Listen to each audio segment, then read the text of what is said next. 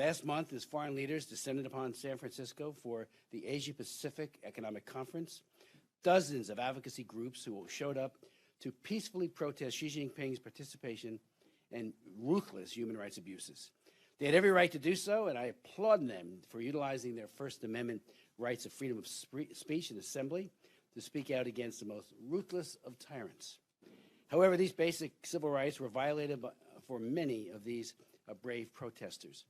Counter-protesters, voicing support for General Secretary Xi Jinping and the Chinese Communist Party, violently attacked many of these activists and harassed countless others. And we know they weren't there on their own volition.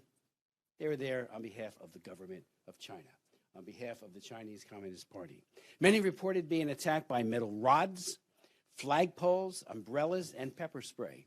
Diaspora groups such as Students for a Free Tibet documented some of these horrific acts, while some of their phones were stolen and tossed into the nearby water because they contained the evidence of these atrocities. Stories like these and many others continue to be released as victims summon the courage to speak out. And we always know when someone speaks out and they have family who are still in China, they run a grave risk of retaliation against their family members. So that is especially an incredible bravery when they do that and speak out. On top of all of this, the reports of San Francisco Police Department's apparent lack of action against these heinous attacks is deeply, deeply troubling. These human rights advocates came to peacefully protest utter atrocities with the belief that they would be safe to do so within the United States of America, and yet they were essentially left alone to be attacked and absolutely no support during or after the fact.